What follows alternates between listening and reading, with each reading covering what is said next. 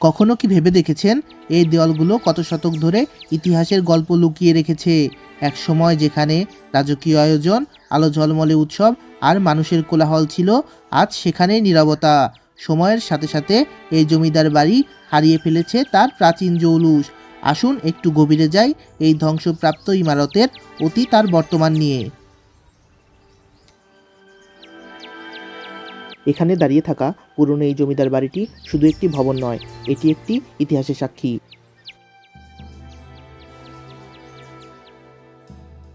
শতাব্দী প্রাচীন এক শৌর্যশালী প্রজন্মগাথা, যা আজ প্রায় বিলীন হতে বসেছে। এই বাড়ির ভেতর একসময় ছিল জমিদারি শাসন, যেখানে শোভা পেত রাজকীয় আবিজ্ঞান। আজ কেবল ধ্বংসপ্রাপ্ত দেওয়াল এবং পুরনো স্মৃতিগুলোই অবশিষ্ট। বছরের পর বছর ধরে অবহেলা ও অযত্নের ফলস্বরূপ আজকের এই অবস্থায় দাঁড়িয়ে রয়েছে জমিদার বাড়িটি। স্থানীয় জনগণদের মতে অতীতের এই প্রাচুর্যতা আজ শুধুই ইতিহাসের পাতায় বাঁধা। একসময়ের শক্তির প্রতীক এই জমিদার বাড়িটি আজ প্রকৃতির সঙ্গে মিশে গিয়েছে আর বেড়ে উঠেছে গাছপালা ও শাখা প্রশাখা। এই বাড়িটিকে ঘিরে অনেক রহস্য এবং গল্প জড়িয়ে রয়েছে।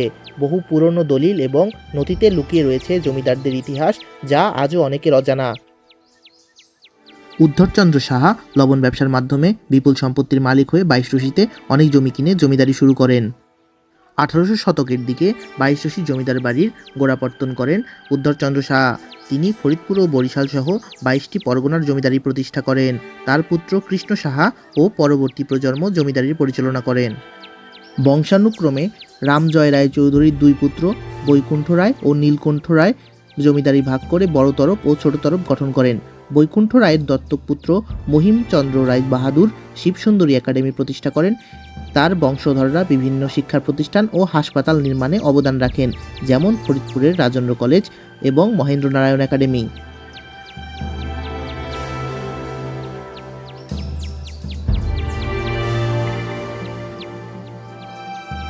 বংশের শেষ জমিদার সুকুমার রায় বাহাদুর বাংলাদেশ স্বাধীন হওয়ার পর আত্মহত্যা করেন।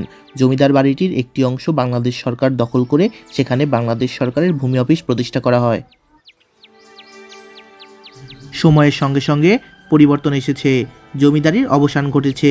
উত্তরাধিকার না থাকায়, অযত্ন আর প্রাকৃতিক দুর্যোগে এই বাড়িটি আজ ধ্বংসপ্রায়। বাড়ির ভাঙ্গা দেওয়ালগুলো যেন কালের সাক্ষী। এগুলো একসময় মানুষের ব্যস্ততায় মুখর ছিল, সেগুলো আজ জঙ্গলে ঢাকা। এই জমিদার বাড়িটি এখন সময়ের স্রোতে হারিয়ে যাওয়া এক ইতিহাসের সাক্ষী। একসময় এখানকার দেওয়ালে ছিল শৌর্যের গল্প, রাজকীয়তা আর প্রাচুর্যের ছাপ। আজ এই জমিদার বাড়িটি দাঁড়িয়ে আছে নীরব সাক্ষী হয়ে।